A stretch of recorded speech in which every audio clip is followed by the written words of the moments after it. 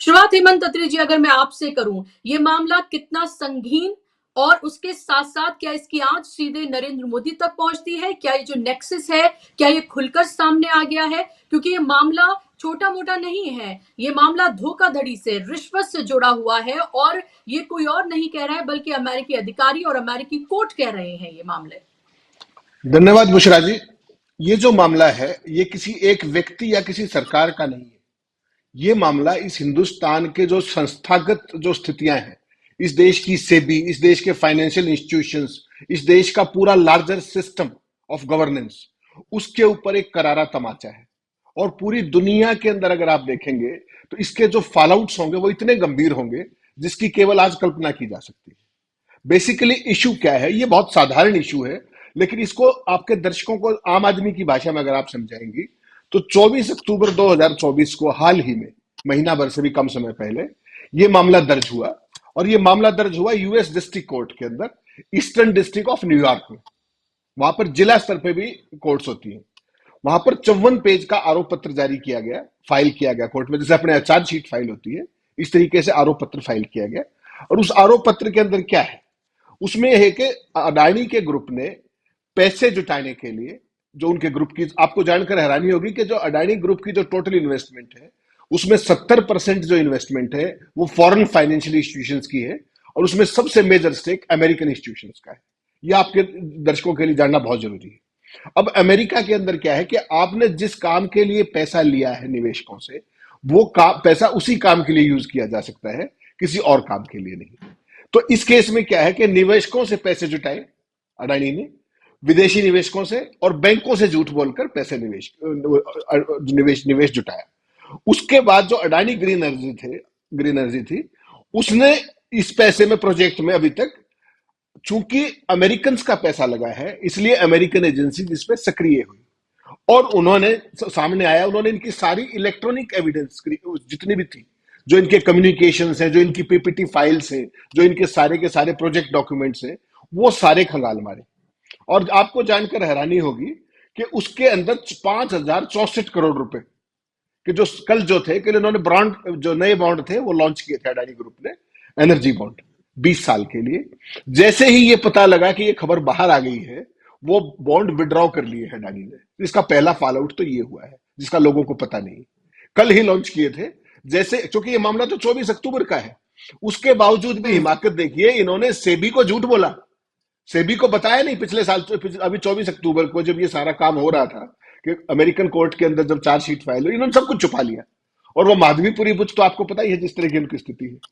उसके बावजूद भी इन्होंने ये बॉन्ड लॉन्च किए 5,064 करोड़ के कल ही, और जैसे ही ये खबर आज मार्केट में आ गई, उसके बाद इन्होंने धीरे से इसको विड्रॉ कर लिया।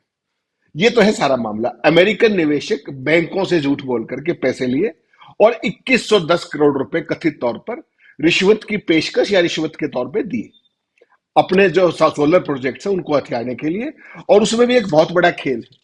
2110 करोड़ रुपए जब आप रिश्वत के दे रहे हैं तो आइसोलेशन में मत देखिए उसको। उसमें क्या था कि अगले 20 साल के अंदर इनको जो लाभ होना था वो हजारों हजार करोड़ का होना था। ये पूरा गेम था। 20 साल के long term power purchase agreement होते हैं सोलर के। अब ये केस जो है, अगर आप इसकी बात करेंगी, इसमें केवल अडानी नहीं है, अडानी है, उनके भतीजे हैं, और 5 टॉप उनके ऑफिसर्स हैं जो उनकी कंपनी के अंदर काम करते हैं, सीनियर मोस्ट फंक्शनरीज। इसके अंदर जो अब आप केस देखेंगी, 54 पेज का चार्जशीट है ये। इसका सीआर नंबर बता दूं, 24CR-433। और इसको जो जज हियरिंग कर रहे हैं, जिन्होंने वारंट इशू किया है, वो जस्टिस निकोलस जे गॉर्फस है, और मजिस्ट्रेट जज जो है वो जेम्स आर चौ है। इसके अंदर जो लोग नेम किए गए हैं, that is very interesting. Gautam Adani खुद, उनके भतीजे सागर अडानी, उनके जो senior most office bearers Vineet S Jain, Ranjit Gupta, Cyril कैबेस, सौरभ अग्रवाल, दीपक मल्होत्रा, रुपेश अग्रवाल, कुल मिलाकर के 8 लोग हैं। और इस केस के अंदर जो अटॉर्नी है वो है ब्रेन पीस, उन्होंने ये फाइल किया है। इसके अंदर अब तक कमाल देखिए कि जो पूरी की पूरी चीजें हैं, अगर हिंदुस्तान में ऐसा ये केस आया था, आपको याद होगा ना, सहारा डायरीज आई थी, उसमें बाकायदा नाम और इनिशियल्स थे। और हमारे एक मिश्रा जी होते थे, बड़े महान जज, आजकल भी बहुत बढ़िया नियुक्ति पा रखी है उन्होंने मोदी कृपा से। अडानी जी को भी उन्होंने बड़ा फेवर किया था। तो उस सहारा डायरी के अंदर तमाम तरह के इनिशियल्स थे कि इतने पैसे इसको दिए, इसको इतने दिए। उन्होंने उसको एविडेंस मानने से ही मना कर दिया था। अमेरिकन एजेंसीज ने इन भाइयों की सारी जो पीपीटीज और इनकी एक्सेल फाइल्स हैं, उनको उन्होंने अपने काबू में ले लिया है। और वो कोई भी वहां पर ऐसे नहीं होता हिंदुस्तान की तरह कि जो मर्जी आया आपने फाइल कर दिया, जो मर्जी आया विड्रॉ कर लिया, और जज ने जो मर्जी आया वहां एक सिस्टम। अभी आप देख रहे होंगे सुबह से सारे भगत और बीजेपी की आईटी सेल 4 घंटे तक बिल्कुल सुन रहे हैं, उनको समझ में नहीं आ रहा था क्या करें। ऑल ऑफ ए सडन उसके बाद उनके जो पितामह हैं आईटी सेल के मुखिया, उन्होंने एक लाइन दी। और उन्होंने लाइन क्या दी कि जो चार्जशीट के अंदर ये लिखा हुआ है कि अभी ये आरोप है, अभी वो दोषी नहीं ठहराए गए। तो ये वर्ल्ड ओवर यही होता है। आप एक बात बताइए मुझे, अगर कोई हिंदुस्तान में विपक्ष के नेता के यहाँ ईडी रेड मारने भी चली जाती है, फॉरगेट अबाउट रिकवरिंग समथिंग, अगर रेड मारने भी चली जाती है तो क्या कहते हैं कि इतने 1,000 करोड़ का घोटाला हो गया, इतने 1,000 करोड़ में वो अरविंद केजरीवाल पकड़े गए, सिसोदिया पकड़े गए, हेमंत सोरेन पकड़े गए। ये बीजेपी की भाषा है, ये डॉगी मीडिया की भाषा जो आप रोज देखते हैं। और यहां पर इतना एक ओपन एंड शट केस है, जो वो डिटेल्स दे रहे हैं, उसके बावजूद भी एक चीज समझ में नहीं आ रही कि जो अडानी का ग्रुप है वो बाद में रिस्पॉन्ड कर रहे हैं, बाद में खुद को डिफेंड कर रहे हैं, उससे पहले बीजेपी आईटी सेल डिफेंड कर रही है। ये बड़ा इंटरेस्टिंग है। और इससे इससे आपको सिस्टम समझ में आएगा पूरी दुनिया में।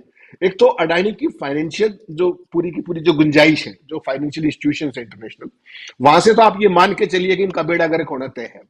क्योंकि अमेरिका जब इसमें आ गया बीच में, 70% फंडिंग वहां से थी, बाकी यूरोपियन मार्केट से फंडिंग होती है। तो वहां का कोई व्यक्ति ना तो इनकी मार्केट, इनके शेयरों में कोई पैसा लगाएगा, ना इनके यहाँ कोई इंस्टीट्यूशनल इन्वेस्टर आएगा कभी भी। क्योंकि आपको पता है पहले इनके ऑडिटर भाग गए थे, उसमें बड़ा पंगा हुआ था। उससे पहले हिंडनबर्ग ने तमाम चीजें दी थी। ये इशू क्या है बुशरा जी, इसको देखना पड़ेगा। अभी तक किस बात पे बचते जी हैं अडानी और उनका इकोसिस्टम? अभी तक क्या कहते थे कि जॉर्ज सोरोस के लोग हैं जो इस तरह की बात करते हैं, ये हिंडनबर्ग तो खुद ही शॉर्ट सेलर है, ये तो वेस्टर्न मीडिया का प्रोपेगेंडा है। अभी तक तो यही बात कहते थे ना। अब तो ये ओपन एंड शट केस हो गया। अब तो बेसिकली अमेरिकन जो प्रोसिक्यूटर्स हैं, उनने डॉक्यूमेंट्स के साथ ये सारी चीजें कोर्ट के अंदर रख दी है, और इसको खारिज करना अब आसान नहीं होगा अडानी ग्रुप के लिए। उलटते जी रहेंगे, वहां एक अलग बात है। लेकिन असली बात तो क्या है कि किसी उद्योगपति का अंत कब होता है? जब उसके यहां इन्वेस्टमेंट रुक जाए। मोदी जी उसको कब तक भारतीय बैंकों को लुटवा करके कायम रख पाएंगे? अल्टीमेटली तो जो इंस्टीट्यूशन है फाइनेंशियल, वो तो इंटरनेशनली अमेरिका से बंद हो जाएगा, यूरोप से हो जाएगा। पर पैसा आएगा कहां से इनके पास? और इनके ऊपर कर्ज कितना है ये भी आपको पता है। तो बकरे की मां कब तक खैर मनाएगी की स्थिति आज की तारीख में अडानी की हो गई है। इस सारे आने के बाद आज भी देखिए, आप सुबह से, आप मेरे ख्याल में दूसरे या तीसरे साथी हैं जिन्होंने इस पर चर्चा शुरू की है। नहीं तो कोई मुख्य धारा का टीवी, कोई भी चैनल उठा लीजिए, सबको सांप सूंघा, उनको समझ में ही नहीं आ रहा दिखाएं क्या, किसी भी चैनल को। और अखबारों की अगर आप वेबसाइट देखेंगी तो मैं हैरान हूं कि वहां पर चला क्या रहे हैं। वह कोई अस्पताल की खबर चला रहा है, कोई किसी की खबर चला रहा है, और जो देश की सबसे बड़ी खबर है उसकी कोई बात नहीं कर रहा है। मजेदार बात यह है कि इतना सब कुछ होने के बाद तो क्या आपको लगता नहीं कि अभी तक सेबी, ईडी और इन सारे लोगों को एक्शन में आ जाना चाहिए था, एटलीस्ट अपनी फेस सेविंग के लिए? इतना सब वहां पे हो रहा है, हिंदुस्तान में रिश्वत दी जा रही है, हिंदुस्तान की एजेंसियां शांत बैठी हैं, और अमेरिका की एफबीआई से लेकर के वहां सिक्योरिटी एक्सचेंज बोर्ड वहां पे जांच कर रहा है, और माधवीपुरी बुच ने क्लीन चिट दी और सुप्रीम कोर्ट के सामने दी, अगर आपको याद हो तो। तो ये सारी जो शर्मनिरपेक्षता थी, अब ये बहुत बुरे तरीके से जी एक्सपोज हो गई है। अब मोदी जी, उनका इकोसिस्टम देश के बैंकों को लुटा करके इनको कुछ दिन तैरा तो सकते हैं धक्के से। जैसे आप कोई आदमी डूब रहा है, आप एक ट्यूब फेंक दें हवा की, वो कुछ दूर और तय कर ले, दूरी तय कर लेगा तैर के। लेकिन अल्टीमेटली इनका डूबना तय हो गया है, क्योंकि जो इतना बड़ा स्केल पर ये धंधा कर रहे थे वर्ल्ड ओवर, वो सारी की सारी चीजें एक्सपोज होने लगी है, इनके क्रेडेंशियल्स डाउटफुल हो गए हैं। और अमेरिका में एक चीज और मान के चलिए, बहुत सारे लोग राजी हो रहे हैं, जो भगत जो लोग हैं और जो आईटी सेल है, कि अब तो ट्रंप आ जाएंगे, उससे पहले ही अमेरिका के अंदर कोई ट्रंप आए, कोई बाइडन आए, कोई बुशरा जी आए, कोई जोशी जी आए, कोई हेमंत खत्री आए, उससे कोई फर्क नहीं पड़ता है। वहां पर सिस्टम्स हैं, इंस्टीट्यूशंस हैं, और वो काम करते हैं, और वो डॉक्यूमेंट्स के बेसिस पे, एविडेंस के बेसिस पे काम करते हैं, लफाजी के बेसिस पे और पॉलिटिकल और जो अपने ब्यूरोक्रेटिक और फाइनेंशियल कमिटमेंट्स के कारण वहां पर किस तरह का काम अगर होता हो जी तो अमेरिका इतनी बड़ी ताकत नहीं होती। ये सारा मामला बिल्कुल अडानी की मुझे लगता है अडानी की एक तरीके से, अगर मैं कोई गलत शब्द नहीं कहूं तो ये एक फाइनेंशियल ऑबिचुरी हो गई है एक तरीके से, अगर आप इसको इंटरनेशनली देखें तो। इसके फॉलआउट्स बहुत लंबे हम्म। समय तक ना केवल अडानी पे होंगे, बाकी पूरी इंडियन स्टॉक मार्केट पे भी इसका इंपैक्ट बहुत लंबे समय तक देखा जाएगा। बुशरा जी देखिए, अभी तक जो मोदी साहब हैं उनको अब हर जगह अपने साथ ले जा करके, और उनको हिंदुस्तान की जो आधुनिक ग्रोथ स्टोरी के तौर पर कहीं ना कहीं मार्केटिंग करते थे, उसको कहीं ना कहीं उसका पीआर करते थे। आज की तारीख में जो ये सूरत हाल सामने आ रहा है आपको, ये कंटेम्परेरी वर्ल्ड का, मैं हिंदुस्तान की बात नहीं कर रहा हूं, ये कंटेम्परेरी वर्ल्ड का सबसे बड़ा कॉर्पोरेट डिजास्टर हो, ऐसा मुझे लगता है। आने वाले समय में देखिए, जैसे जोशी जी ने कहा कि एक दौर में आपको ध्यान हो, 2 साल पहले ये व्यक्ति दुनिया का कुछ दिन के लिए नंबर 1 व्यक्ति हो गया था, अमीर, और उसके बाद कुछ दिन के लिए नंबर 2 भी रहा। और इसके जो कुल एम्प्लाई थे उस समय, कुल 23,000 एम्प्लाई थे उसके इस टाइम पे।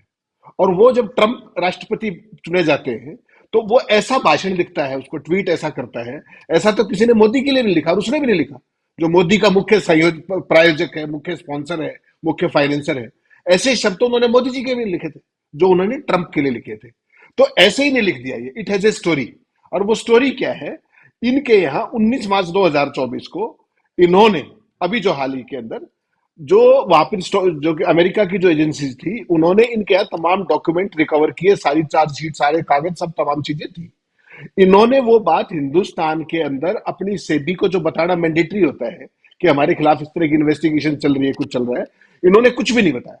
जबकि 19 मार्च 2024 से ये सारा मामला चल रहा था और इनके नोटिस में था, देवर ए पार्टी टू इट, खासतौर पर अडानी के भतीजे के खिलाफ, क्योंकि उनसे कागज भी सारे रिकवर किए गए हैं, उनके यहाँ रेड भी हुई है, उनके इलेक्ट्रॉनिक डिवाइसेस, उनके यहाँ डॉक्यूमेंट्स, सारी चीजें वहां पर रिकवर हुई। और ये सेबी से लगातार छुपाते रहे, और सेबी वहां पर क्लीन चिट देती रही। तो आप ऐसा सोच सकते हैं कि सेबी अगर कोई और इंडस्ट्रियलिस्ट हो जो सरकार को सूट नहीं करता, उसका क्या असर करती माधवीपुरी बुच। और यहां तो सुप्रीम कोर्ट को देख लीजिए, हिंडनबर्ग रिपोर्ट के बाद जो सुप्रीम कोर्ट का रवैया रहा, जिस तरीके से सेबी ने समय मांगा, वो मांगते ही चले गए। वरना जो सारी कहानी, अगर आपको ध्यान हो, इलेक्शन से पहले ये एक्सपोज हो जाती, जब सुप्रीम कोर्ट अगर इसकी 2 महीने में टाइम बाउंड जांच करा देता, तो कहां तो मोदी होते, कहां अडानी होते। आप सोच सकते हैं हम्म। इस बात को। तो ये तो सारे का सारा एक पूरे का पूरा षड्यंत्र है कि इस तंत्र से लोग को माइनस कर दिया गया है। ये केवल एक तंत्र रह गया है फॉर क्रॉनीज, मोदी जी और उनके साथी। अब समस्या क्या है कि अब जो समस्या आएगी वो एक तो ये कि हिंदुस्तानी बैंकों का क्या होगा, जहां से इतना भारी उन्होंने कर्ज ले रखा है। दूसरा, जो फॉरेन इंस्टीट्यूशन है, वो आपको क्या लगता है कि वहां पर अब एक चवन्नी भी लगाएंगे वो, यहाँ पर जो भी आप फॉरेन से जो पैसे की उगाही करते हैं, बॉन्ड्स लेते हैं, तमाम तरह के जो फाइनेंशियल इंस्टीट्यूशन है उनसे आप फंड्स रेज करते हैं, तमाम तरह की चीजें, आपको क्या लगता है अडानी को कोई घुसने देगा वहां? और क्या पता अडानी हिंदुस्तान आगे से, जैसे बहुत सारे लोगों ने मोदी जी के उसमें जाना छोड़ दिया है, टूरिज्म में, आपको क्या लगता है एक बार गिरफ्तारी वारंट होने के बाद मोदी जी के उसमें कभी अमेरिका जाएंगे अडानी? भूल के भी ऐसी गलती करेंगे? अमेरिका या किसी भी मित्र देश में जाएंगे? कि यूरोप में चले गए, नाटो कंट्रीज में कहीं पर, और तो उन्होंने पकड़ के अंदर दे दिया तो क्या होगा? आपको ध्यान होगा ना, तमाम इस तरह के केस हो चुके हैं हिंदुस्तान के साथ। अभी हाल ही में जो वो एक मर्डर हुआ था कनाडा के अंदर, उसमें जिस तरीके से एक व्यक्ति को कहां से पकड़ के कहां अमेरिका की कस्टडी में है वो। तो बेसिकली हिंदुस्तान के जो फाइनेंशियल इंस्टीट्यूशंस थे, फाइनेंशियल सिस्टम था, उसकी क्रेडिबिलिटी को स्टेक पर लगा दिया गया है एक व्यक्ति के लिए। और उसके लिए हम्म। अकेले मोदी जी को आप दोषी कहें, ऐसा नहीं है। मोदी जी होंगे दोषी, क्योंकि वो मोदी जी के मुख्य प्रायोजक है, उनके मुख्य फाइनेंसर है, पूरी भारतीय जनता पार्टी के फाइनेंसर है। लेकिन असली सवाल तो ये कि सेबी क्या कर रही है। सेबी ने ना तो हिंडनबर्ग के टाइम पे कोई बात उठाई, ना उसके बाद लगातार वो ऑडिट के टाइम पे जब इतना बड़ा डिस्प्यूट हुआ था। और आपको जानकर हैरानी होगी कि केवल आज के दिन में, जोशी जी मेरी बात की ताकीद करेंगे, केवल आज के दिन में जो अडानी की कंपनियों का नेटवर्क है, वो 1 बजे तक 2.25 लाख करोड़ कम हो चुका था।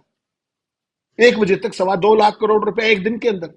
आप सोच सकती हैं, किसी थर्ड वर्ल्ड कंट्री, हिंदुस्तान भी अभी मिडिल इनकम ग्रुप भी नहीं हुआ है, लोअर इनकम कंट्री है, उस देश में इतना बड़ा, जब हिंडनबर्ग की रिपोर्ट आई थी उस समय 13 लाख करोड़ का नेटवर्थ कम हुआ था।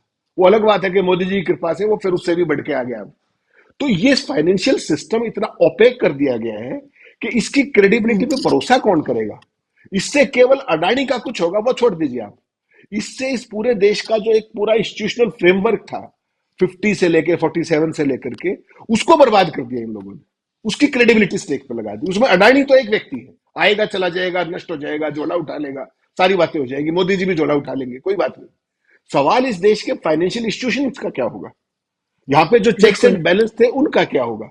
जो आप ये हम्म। बताइए मुझे कि ड्रॉप ऑफ दी हेड किसी के घर पर भी सीबीआई और ईडी पहुंच जाती है, drop of the head.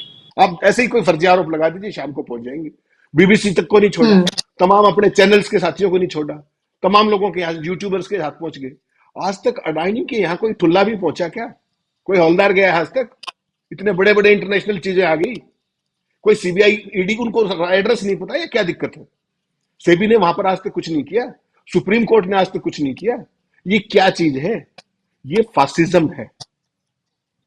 Modi and few of his cronies and rest of the country is vulnerable. ये जो स्थिति है ये हिंदुस्तान के अंदर कभी भी नहीं थी। और मजेदार बात देखिए कि जो कंपनी फायरिंग लाइन में है अडानी की, उसके अपने डिफेंस से पहले तमाम मीडिया चैनल्स पहले तो उस खबर को गायब करते हैं, फिर उसको डिफेंड करते हैं अडानी को। और अब बीजेपी आईटी सेल और भगत जो सुबह से सुन बैठे हुए थे, अब उन्होंने इसको क्या कहना शुरू कर दिया कि डीप अमेरिकन डीप स्टेट का काम है, जॉर्ज सोरोस का काम है। तो आप एक काम कर लीजिए, बेशरम तो आप हैं ही, एक काम कर लीजिए, अमेरिकन डीप स्टेट के ऊपर एक रेड करा दीजिए, ईडी की या सीबीआई की, उनको नेम करा दीजिए। यही तो काम ईडी कर ही सकती है ना, 1 मिनट लगेगा। आप अननोन एफआईआर करके डीप स्टेट को नेम कर दीजिए और जॉर्ज सोरोस के खिलाफ पर्चा दर्ज कर लीजिए, आप कर ही सकते हैं। तो और कल्पना कीजिए उस दिन की, अगर अमेरिका ने जो ये अरेस्ट वारंट जो जारी हुआ है, इसके बाद अगर उन्होंने हिंदुस्तान की सरकार को अडानी के एक्स्ट्राडिशन के लिए लिख दिया, अगर प्रत्यर्पण के लिए लिख दिया, तो मोदी जी क्या मुंह दिखाएंगे? कनाडा को तो आंख दिखा लेते हैं, लाल आंख, चाइना को तो दिखा नहीं पाते, और अमेरिका के सामने तो गिग्गी बन जाती है। और तो उनके माई फ्रेंड डोनाल्ड भी आ गए। सवाल यह है कि अगर उन्होंने एक्स्ट्राडिशन मांग लिया अडानी का, वेयर डज दिस गवर्नमेंट गो? इस गवर्नमेंट के जो टॉप 2-3 लोग हैं, वो ऑलरेडी केवल कनाडा की फायरिंग लाइन में नहीं है, अमेरिका और I5 कंट्रीज, उनके यहां भी उनका नाम है, वो बहुत क्लोज एलाइज हैं। और अब उसमें एक अडानी नया नाम जुड़ गया है। ये बहुत खतरनाक हम्म। संकेत है। आप इसको डीप स्टेट कह करके टाल नहीं सकते। ये आने वाले खतरे की घंटी नहीं, ये आने वाले खतरे का अलार्म है। मोदी सरकार को तत्काल अपना जो कामकाज का तरीका है, अपना वो सिस्टम सुधारना चाहिए, वरना ये देश मुंह दिखाने लायक नहीं बचेगा। Bushra ji, you take it from me. ये 5 ट्रिलियन इकोनॉमी की बात करने चले थे, कहां है वो टॉपिक? 5 ट्रिलियन इकोनॉमी हो गई आपकी? एक एक दिन के अंदर जो आपका ये सारा का सारा हो रहा है, सारा खेल, उसकी आप कल्पना कर जी। सकते हैं कि पूरी दुनिया में आपकी क्रेडिबिलिटी का क्या असर हो रहा है? और उसके बावजूद भी सरकार की तरफ से, जैसा आपने कहा, सेबी कहां है? कोई जांच एजेंसी, कहीं कुछ। और मुझे तो ये लगता है कि अगर थोड़ा सा प्रेशर पड़ा, तो क्या पता अडानी कहीं केमन आइलैंड में बैठे हो अपने भाई की तरह। उनका भाई विनोद अडानी ऑलरेडी बाहर है, उनको जाने में कितनी देर लगती है। यहां पर तो हम्म। विजय माल्या, ध्यान होगा ना आपको, 16 बड़े बड़े बैग लेके, सारा माल ताल लेकर के उड़ गया भाई। और ढूंढते रहो, और जाने से पहले जेटली से मिलके गया था, पार्लियामेंट में सबने देखा, राज्यसभा के अंदर मिलके गया था। तो ये तो एक ऐसा सिस्टम हो गया है कि मीडिया ने रिपोर्ट करना नहीं, आम आदमी को कोई वास्ता नहीं रहा, उसको धर्म की चाशनी चुटा दिया आपने, चश्मा लगा दिया उसको, और उसके बाद जो मर्जी जी। है देश को आंकते रहिए। ये अल्टीमेटली बिल्कुल। हिंदुस्तान जो दुनिया की 5वीं सबसे बड़ी इकोनॉमी है, उसके पूरे फाइनेंशियल सिस्टम के लिए एक बहुत बड़ी चुनौती है। और इसकी सबसे बड़ी हम्म। गाज अगर गिरेगी, वो हमारे बैंकों पर गिरेगी, आम आदमी पर गिरेगी, जो आपको आज नहीं दिख रही, लेकिन बहुत जल्दी दिखेगी अगर दबाव बढ़ा तो। करेंसी भी अपनी जी होगी। बिल्कुल। जी बिल्कुल। बुशरा जी, इसमें एक चीज जोड़ना चाहूंगा, माफ कीजिएगा।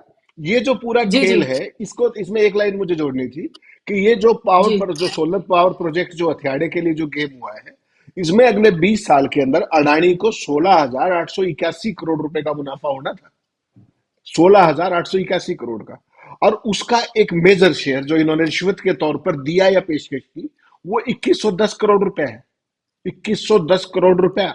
और एक चीज और आपको और बताऊं, अभी तो आपके सामने जो नाम आए हैं चार्जशीट के अंदर अमेरिकन कोर्ट में, वो केवल वो आए हैं कि जो इस खेल में इन्वॉल्व हैं, देने में या मैनिपुलेशन में। अमेरिकन एजेंसीज के पास उन लोगों के भी नाम हैं जिनको वो पैसा दिया जाना है, ये मत भूलिएगा।